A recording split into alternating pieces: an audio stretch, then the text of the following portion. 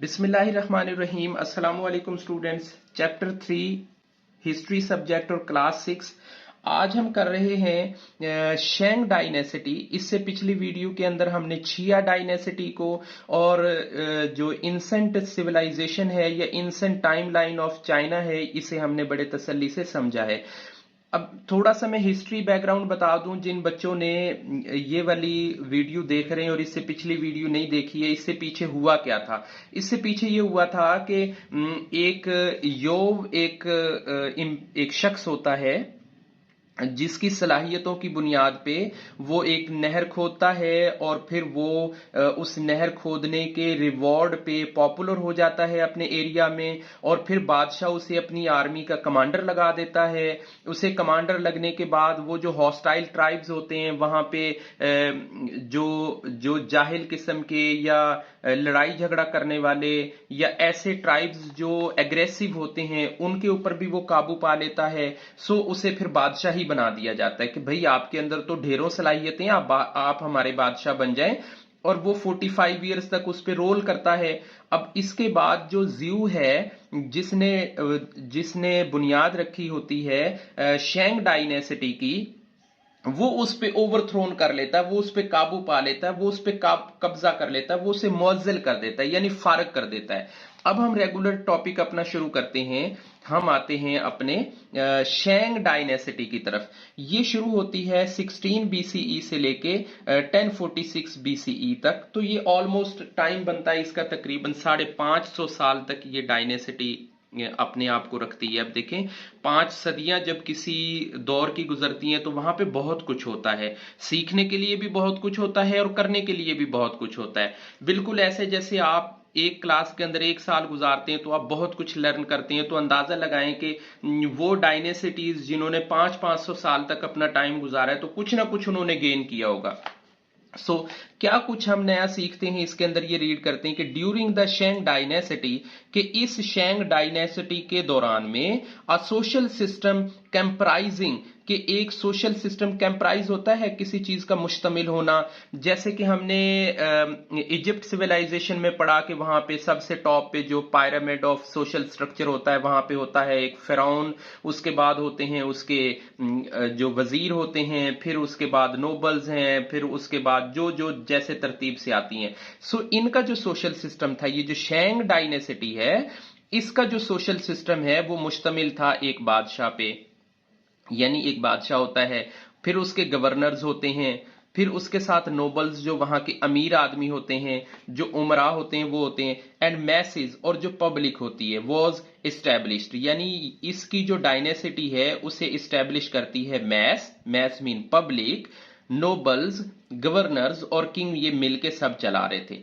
The primary occupation was agriculture, के इनका जो बुनियादी शोबा था जिससे ये गुजर बसर करते थे, अपनी जिंदगी गुजारते थे, वो इनका था ऑक्यूपेशन था इनका agriculture.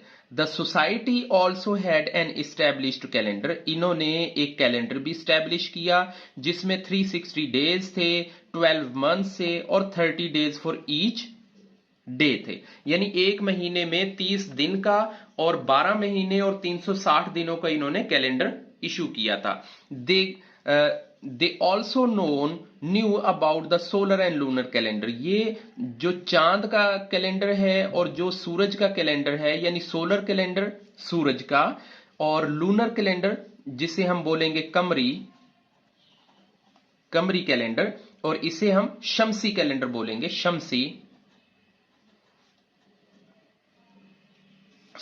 Which are letter combined, जो बाद में कंबाइन कर दिया गया, जिनको मिला दिया गया इन इंटर कैलरी कैलेंडर। कैलोरी का मतलब होता है कि किसी चीज को मिला देना, जोड़ देना, यानी सोलर और लूनर कैलेंडर्स को जोड़ दिया, एक ही जगह पे इकट्ठा कर दिया। सो इसे कहते हैं हम इंटर कैलरी कैलेंडर, जिसमें 2 कैलेंडर्स को इकट्ठा जोड़ दिया जाता है।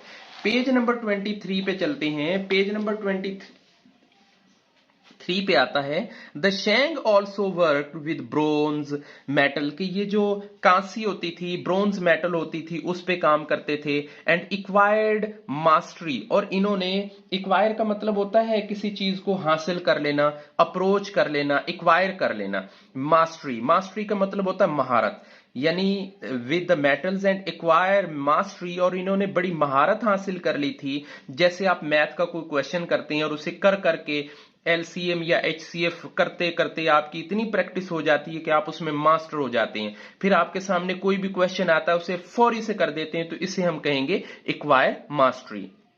In making ceremonial ports, ceremonial ports होती हैं कि जिनको हम कहते हैं कि रिस्मी किस्म के, वहां पे आम इस्तेमाल होने वाली सेरिमोनियल पोर्ट कहते हैं हंडिया को, देगची को, या किसी ऐसे बर्तन को जो खुला होता है आगे से। एंड वैसेज, और वैसेज कहते हैं गुलदान को, जिसमें हम वो रखते हैं, फूल रखते हैं, गुलदान होते हैं।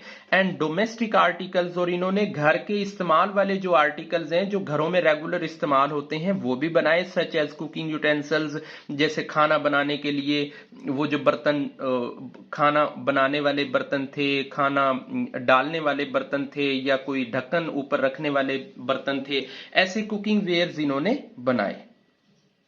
Although no literature was found, अगरचे कोई लिटरेचर, लिटरेचर मीन के आर्कियोलॉजिस्ट को कोई इंफॉर्मेशन पक्की प्रॉपर अथेंटिक नहीं मिल रही यहां पे, but the found of the era, कि इस टाइम के दौरान में, यानी जो शेंग डायनेस्टी है इस टाइम तक भी जो हिस्टोरियंस हैं, जो आर्कियोलॉजिस्ट हैं, उनके पास कोई पक्की अथेंटिक इंफॉर्मेशन नहीं है लिटरेचर की शक्ल में। लिटरेचर में होता है कि रिटन शेप की शक्ल में नहीं है।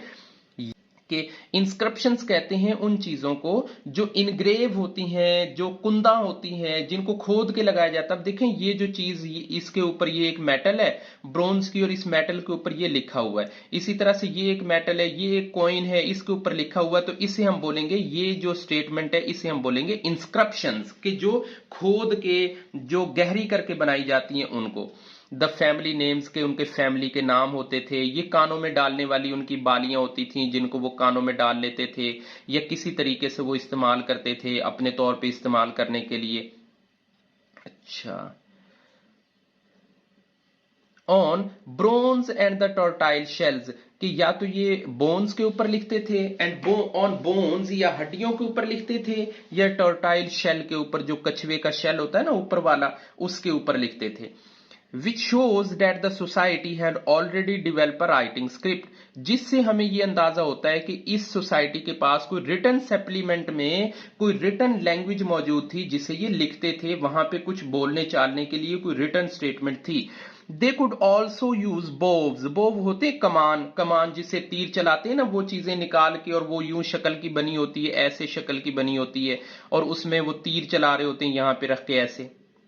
सो बोव्स एंड एरोज, के ये तीर कमान का इस्तेमाल करते थे।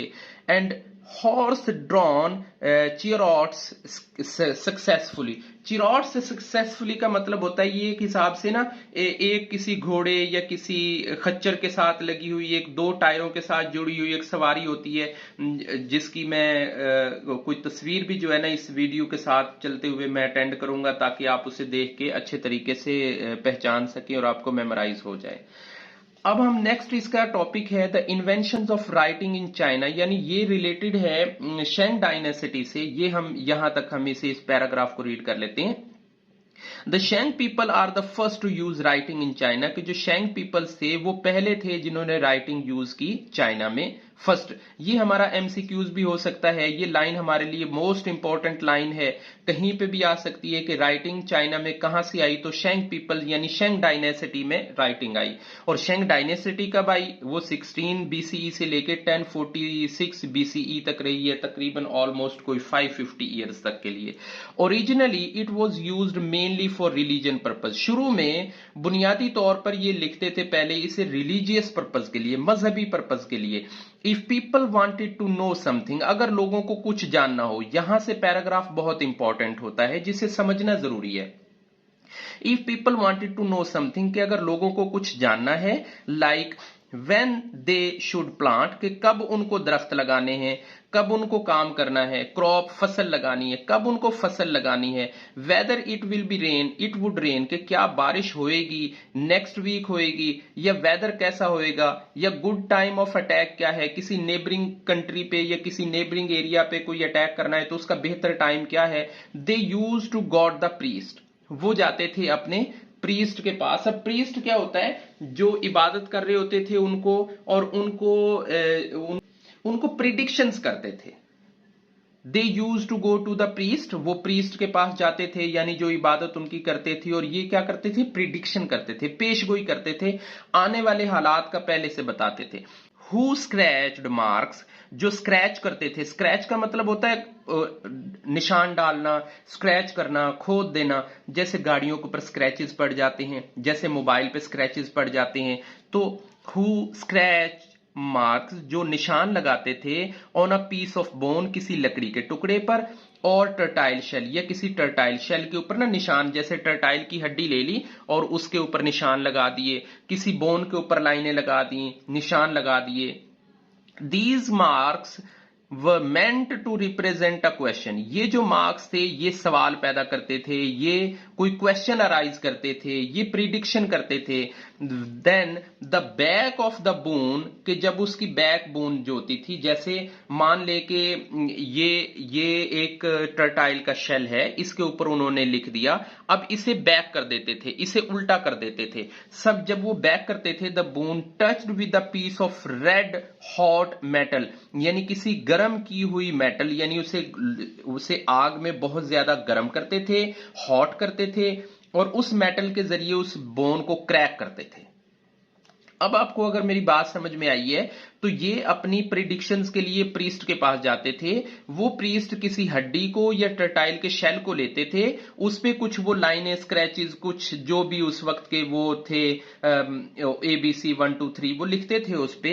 Then the back of the bone touched with the piece of hot red metal, किसी गर्म रॉड से उसे टच किया जाता था उसकी बैक को। These cracks were the gods, कि उनको ये लगता था कि ये जो अब इस पे क्रैक्स आए हैं ये हमारे उन खुदाओं की तरफ से आए हैं। Reply the interrupted by the priest, और फिर क्या करते थे, इंटरप्रेटेड करवाते थे उनसे।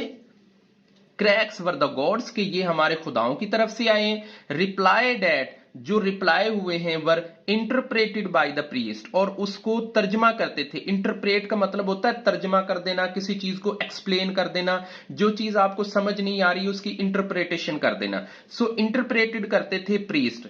मान लें कि आपके सामने एक चाइनीज बोलने वाला बंदा है और आपको चाइनीज नहीं आती है, तो दरमियान में एक इंटरप्रेटर आएगा जो उसकी जबान को समझते हुए आपको उसमें ट्रांसलेशन करके देगा। सो अब वो जो निशान लगाते थे प्रीस्ट, उनकी भी उनको कोई समझ नहीं आती थी। फिर जब वो हड्डी तोड़ते थे और क्रैक्स आते थे, फिर यही प्रीस्ट दोबारा उनको उसको रीकोड डीकोड करके देते थे।